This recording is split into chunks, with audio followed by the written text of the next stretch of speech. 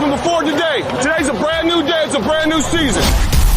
You're listening to Arkansas Preps Weekly on Natural State Sports, your top source for the biggest news in high school sports across Arkansas. And here we go.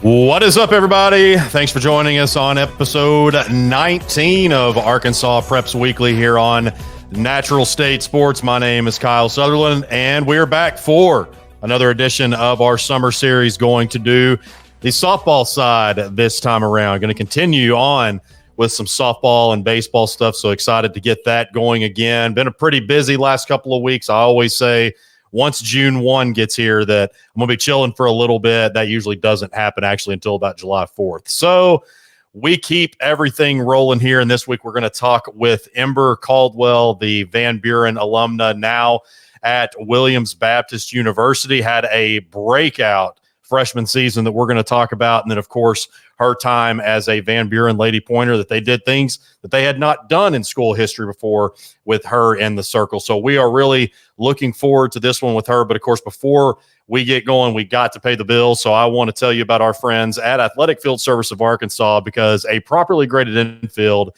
is not only important for player safety, but also the field's health. No company in the state can match the exceptional service and dedication like our friends at Athletic Field Service of Arkansas in Sherwood. From infield renovation to lip removal and edging, mound rehab, laser leveling, and much more, Jeremy Rice and his crew have you covered. Call Jeremy at 501-416-1218. That's 501-416-1218 for your free evaluation and consultation, or check them out on Facebook. And you can see what else they have to offer online by searching Athletic Field Service of Arkansas. Athletic Field Service of Arkansas, we got the dirt on your infield. So without further ado, I will shut up and we will get to the interview with Williams Baptist University now and Van Buren alumna, Miss Ember Caldwell.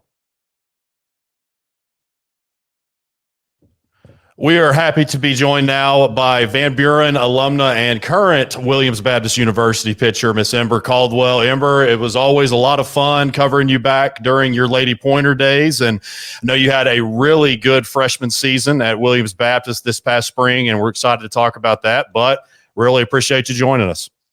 Thank you so much for having me. Well, let's just go through some stuff that you accomplished in the 2024 season. So in 30 appearances, you had 27 starts, finished 19-7 with a save. You struck out 142 and 162.2 innings pitched, and then also had a 2.19 ERA. What was really impressive to me, you only had 9 walks in conference play, and overall you guys had a great year, especially in conference. You made it to the conference tournament finals. We'll discuss that a little bit as well, but just kind of talk about, I know that you stayed in Arkansas, but went across the state from what you were accustomed to. So just kind of talk about how your freshman year went overall, including softball, of course.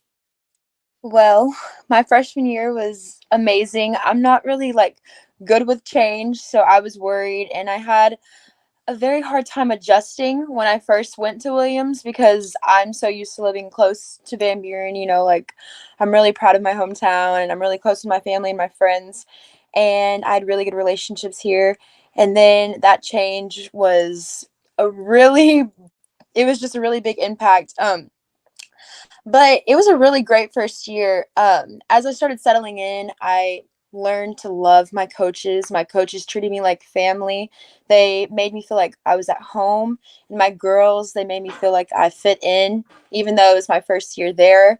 It was just a really family-like atmosphere, and I couldn't have asked for a better year. The girls and the coaches reminded me a lot of how it was at Van Buren, and I think that's why I chose Williams, because I was really undecided if I was even going to go to college to play, because nowhere felt happy. And then once I went to Williams on campus, I felt like it was my home. And I had a really good year, and I finished with good grades. I had a lot of girls. We had a lot of fun. I'm going to miss seniors, but yeah, my first year was unexplainably amazing. So I got to ask you, so I have some family up around that NEA area, and then had some friends that went to Williams Baptist. Is it still a thing for you guys to climb the water tower just when you have nothing to do? I have never heard of that, actually. Okay, so I guess it is an old thing. So that is not something I've heard. Maybe some of the people that had been there maybe 10, 15 years ago, because I was about to say it's been a while since I had heard about that. They might have outlawed it by now. Somebody surely at this point has gotten hurt. So it might be no more because of that. But just continuing to talk about softball here. So I know one of the things that you did on top of being the American Midwest Conference Freshman of the Year, which I have failed to mention that, but I know you set a school mark. You did a bunch of great things, especially just as far as accomplishments and everything. But you got the 17 strikeouts in the game. What was Haskell Indian Nations? I was forgetting the name of the team. So, what was it really just kind of one of those deals when you came on campus? Did you have a feeling that you were going to contribute this heavily, or I know obviously anytime you start on a new team or even just a new season in general, you have to earn your way. But did you have a pretty strong feeling that you were going to get a lot of innings once you got to Williams? Well, I've always been in the mindset of nothing's ever good enough. Like, I'm never good enough. So, but not in a bad way. Like, I'm talking about I can always get better. So, I never expected to go into this college and just start. I knew I had to work for it because I know everyone's competitive, especially at the collegiate level.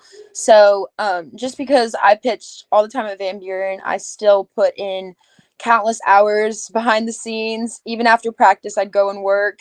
It's the same thing with college, but at a more intense level.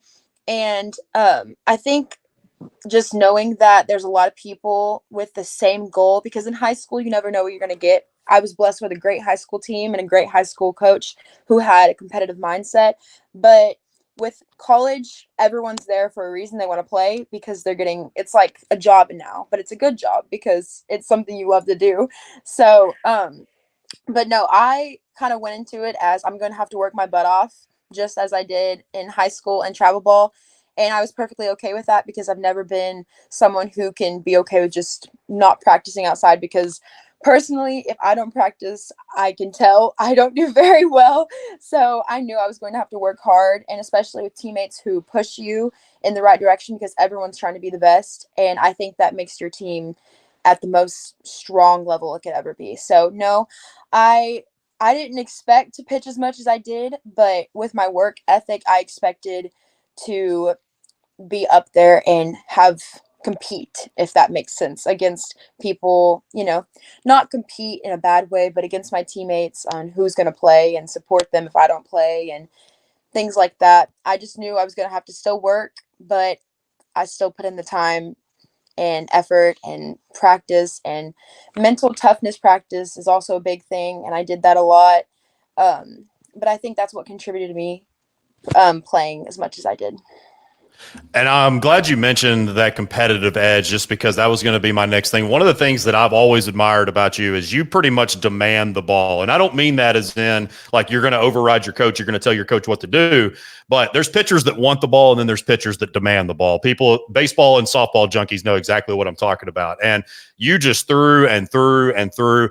And you see that in high school ball, even at the bigger stages, you see those pitchers that throw the majority of the innings. But I don't know, maybe past the 3 or 4A level, really mainly past the 3A level, that you see a lot of times when you throw a pitcher or when you have a pitcher that threw the amount of innings you did. I mean, Coach Williams, every time I talk to him before every season, as long as Ember's healthy, she is going to throw every inning for me. He was very open about it. So obviously you mentioned, you played for him as a very competitive coach, you being a competitor yourself.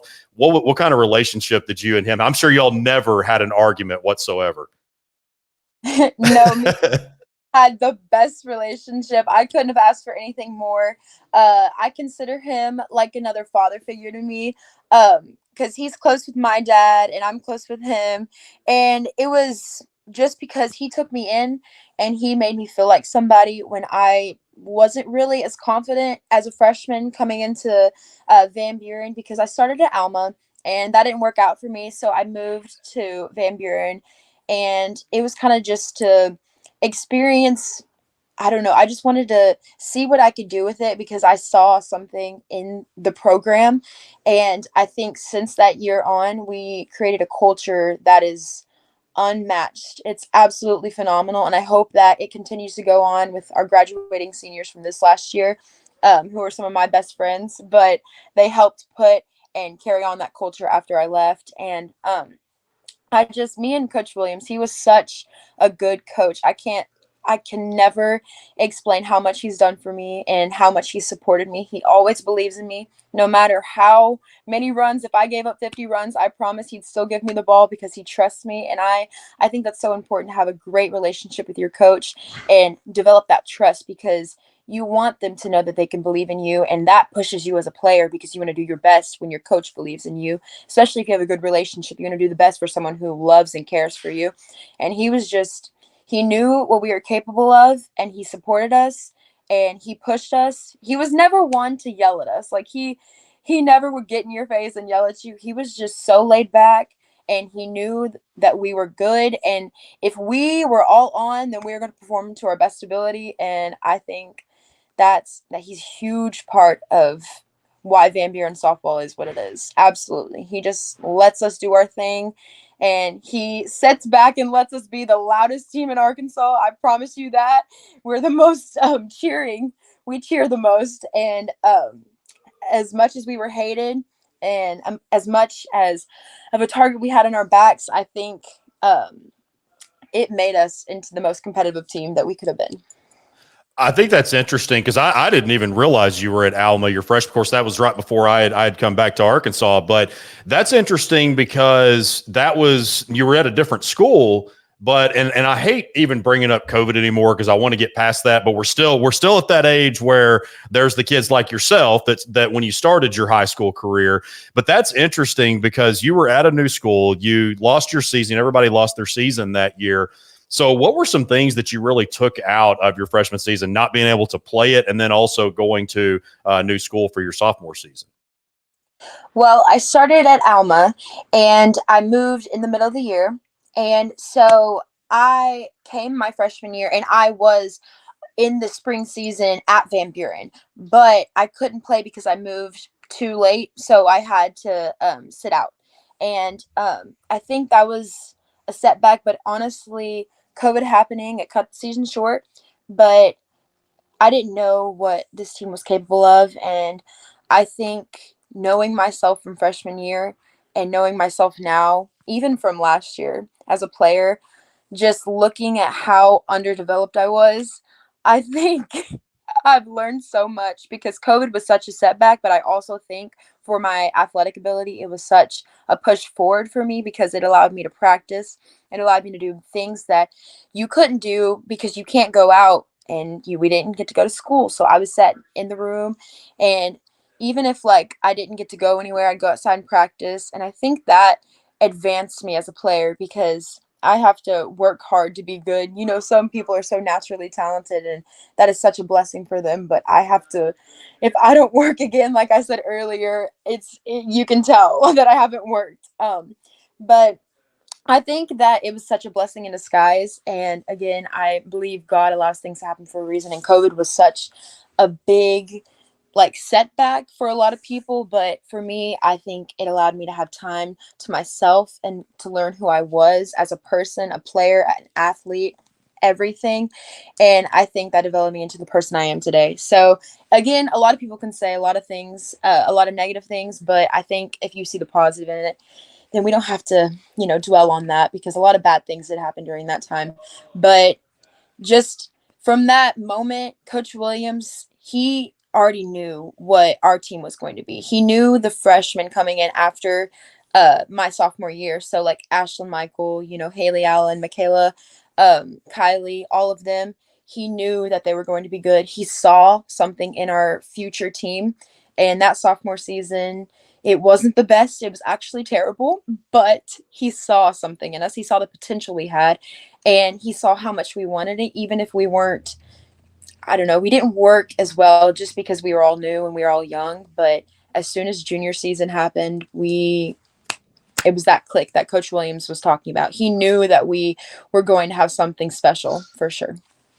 I'll tell you, you're really good at this interview thing because I was going to go exactly into your junior. This is the second straight time you've basically sent me into what my next question was going to be because I was going to mention your junior and senior year because y'all did. I mentioned this on the phone to you when we were talking about this previously, but I think that has never been done in school history. You won back-to-back 5A West championships, back-to-back finishes in the semifinals, in the 5A semifinals, so the second highest level. And I believe it was 46-11 that y'all win, if I remember correctly. So very, very successful 2-year stint there. And so, that was obviously, like you said, your junior season. Now, lost it your junior season. You guys lost to Benton in the semifinals. I don't think that anybody was going to beat them that year. That was when they were on that undefeated streak. And then you guys were right there on the verge of state, your senior year. So just talk about what that was, and I think and I've mentioned this so many different times on podcasts, is a lot of times people just don't seem to remember those teams unless you win a state championship. But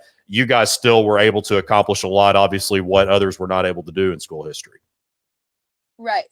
So our junior year, that was our statement year, I feel like, because everyone knew kind of who we are a little bit. They didn't really look at us as someone to beat. It was someone just, okay, it's another team, But I think once that was our year to prove ourselves, because all of our coaches have they had spoken so much life into us.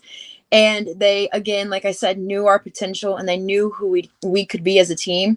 And our chemistry was unmatched, because I'm telling you, you could have the best athletes on a team, but if they don't have any chemistry with each other, then they could be the worst team, even with the best athletic abilities. So we definitely developed so much just love within each other, and it was a family atmosphere.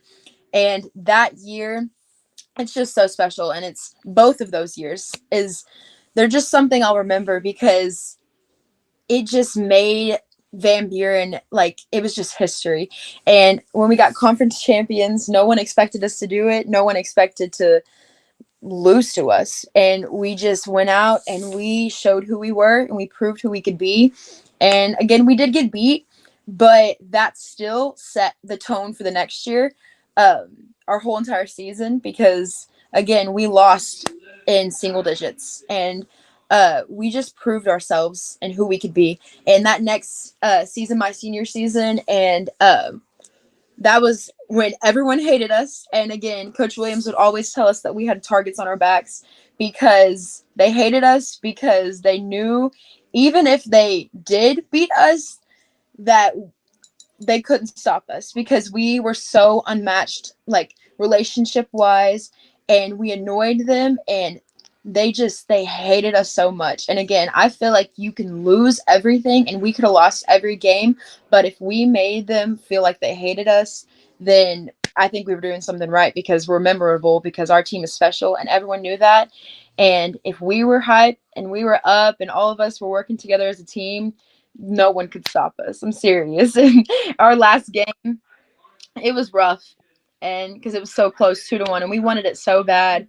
But again, things happen. Everything happens for a reason. And I think that year just showed just everything about all of us as athletes, as people. Even if people didn't play, people who were in the bench still acted like they were there, and they were there for a purpose, because they were. And everyone played a role. And I think that's the most important part of softball, is even if you're not playing, you are playing a role. And just the support we had from everybody, the families, the parents, the coaches, just as each other. I think that's what made Van Buren softball, those 2 years, what it is, just will always be remembered as. And again, history was made, and we worked hard for it. So I want to go back to what you were talking about having to put in hard work. Now, I was one of those athletes too. I was way more work than I was talent, and there are plenty of others that are out there. But that's one thing or actually two things I would say that I see in today, especially being a social media age. You hear about how people want to do something all the time, but then you might look at their schedule and you're like, are you really putting in as much work as others are? But there's also this whole thing about D1 or bust. Now, I'm not 100% sure that it's as big as some people make it out to be, but there are those out there. It's like, okay, I'm either going to go to this school or I'm not going to do it at all. And, then there's those that, like yourself, that go to NAIA or D3 or whatever the case may be. What I'm getting at is you can succeed. If you're a kid that is playing high school softball, baseball, whatever in Arkansas right now, you can go within state borders and you can succeed. And especially at your age, just being a freshman and you going in and you putting the work and seeing what you did this year. So to someone that might be struggling with, okay, I didn't get that call from the big D1 school, from the big P5 school on September 1st of my junior year, what would some of your advice be for that recruiting process?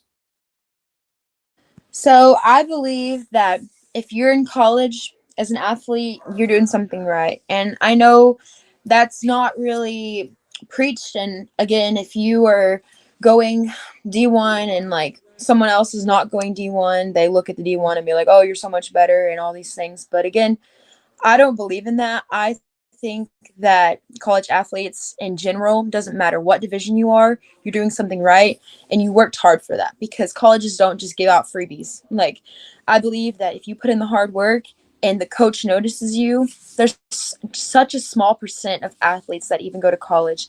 And that's of all colleges too, for sports. And I think that I chose Williams because I went to many visits and I hated them, if I'm honest with you. I went to camps, I hated them. I had showcases, I hated them. And that sounds so depressing, but I mean, it's just the truth. Like, I was like, do I even want to go to college? Like, I questioned it. And you have to find the right fit. You have to be realistic, because D1, they're looking for someone specific. Just because you are a good athlete, they may be looking for just an outfielder at the moment. You know, you never know. And so don't get hard on yourself and don't think you're less of an athlete and you have less talent than the person who is going D1, because it's all about timing. It's all about recruitment and how hard you put in the work to put yourself out there. And I didn't put out myself as much as I should have, but again, I still feel like I am in the perfect place. I would never want to go anywhere else. This is exactly where I'm supposed to be, and God put me in this place for a reason. Every single visit I had, it didn't feel like home. I felt something was off every single time. And when I went to Williams, I was in a place of I don't even want to play softball in college, because I just was so unsure that I was never going to find home, and I would cry about it. I was so upset because I love softball. And as soon as I got on campus at Williams, everyone was so encouraging. They made me feel like it was home. The coaches were just, I can't even explain how amazing they are. And they're still amazing. Like, they still treat me exactly how they did, but better when I was getting recruited. And I think that's so special, because you shouldn't just go for just a D1 top name or a D2 top name. I think you should go for where you fit right in, because everyone's different. Everyone has a different home.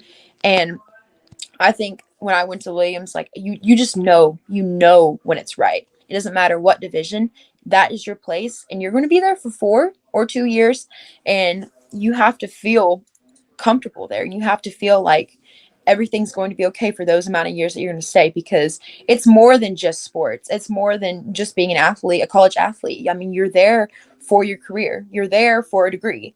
And so I feel like it's just about where you fit, and it's not about the name. I feel like I'm not really a big fan of just like, oh, if you go D1, then, like, that's the only acceptable version of how you can get in college. I believe that any division is absolutely perfect. It's just where you feel like fits. And just looking at Williams' not their schedule, their roster, of course, you've got yourself, who's the AMC Freshman of the Year. You got Maddie Shoebottom from Bald Knob, that is the Player of the Year, just to name a couple there. Well, one of the incoming freshmen for next year is Ashlyn Michael, which shout out to Justin for connecting Ember and myself for this interview. But Ashlyn, I know, is a great friend of yours. Y'all had a great battery relationship there, as she was your catcher and has caught a lot of innings for you.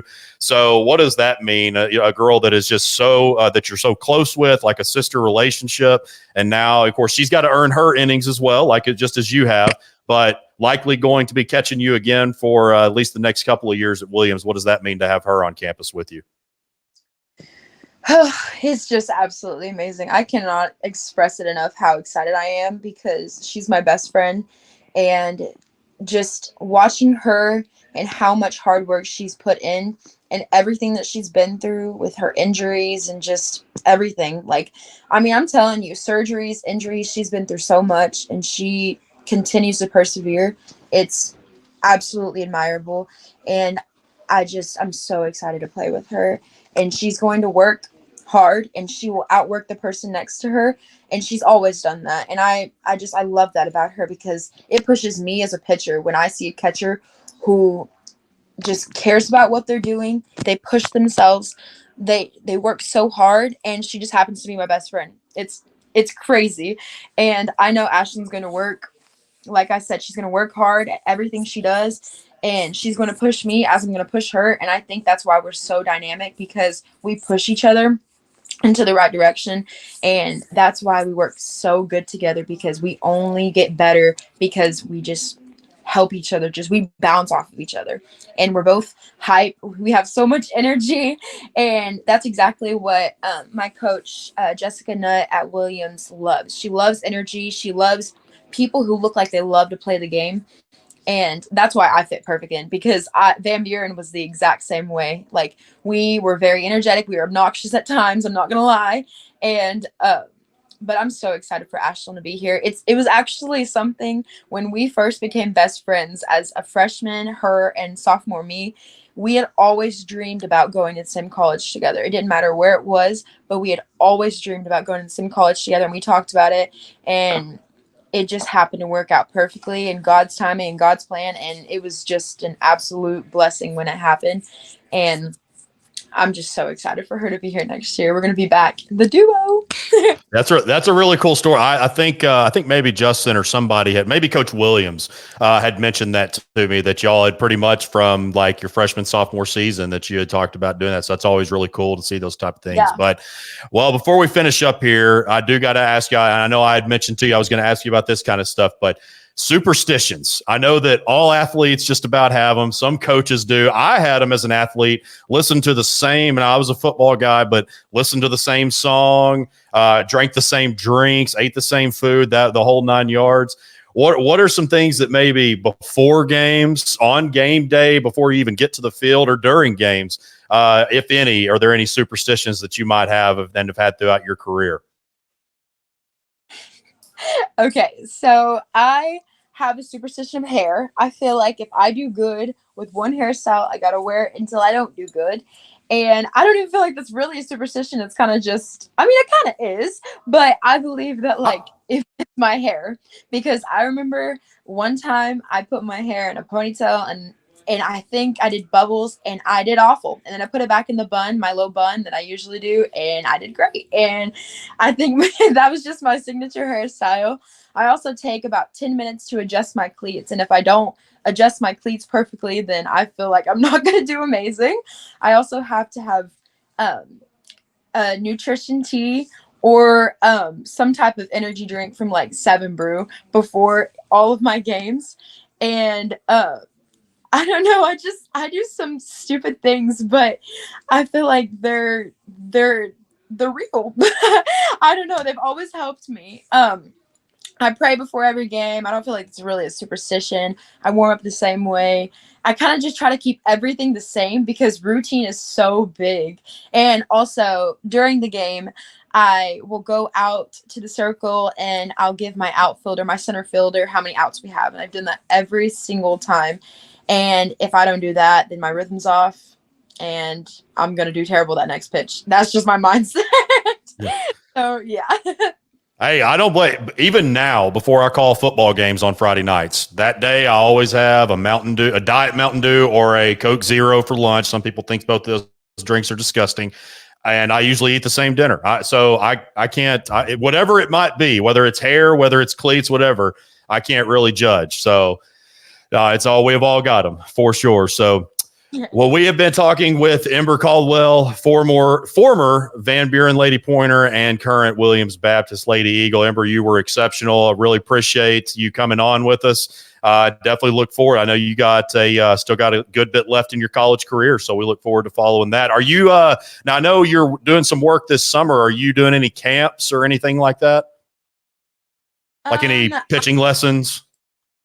I don't give pitching lessons. I've been asked to, but I just choose not to. I'm not really sure why. I'm not. It's not my thing. That's okay. That's okay. Nothing wrong with that. Exactly. My dad does pitching lessons with a lot of girls, and that's who I give all my credit to. So if anyone asks me, I send them right to my dad because he knows what he's talking about. He's very detailed, and I think that's why I hate giving lessons, is because I see my dad give lessons and he's so exceptionally perfect at giving them. So detailed, and he's so patient, and he's just amazing. And I love kids, but and I just look at him and I'm like, I envy how amazing you are at giving lessons. And I think that's why I don't do it, because he's so good at it. So I just send them to my dad because I know they're in good hands. So yeah, hey, well, that's good enough there. And I know what you mean too. You gotta live up to that. I get it. So well, again, really appreciate you coming on. Definitely like to have you on again. This was a lot of fun, and it's like I said, looking forward to watching you in your career, and also looking forward to seeing Ashland get up there as well. Yes, thank you so much for having me. I had a great time.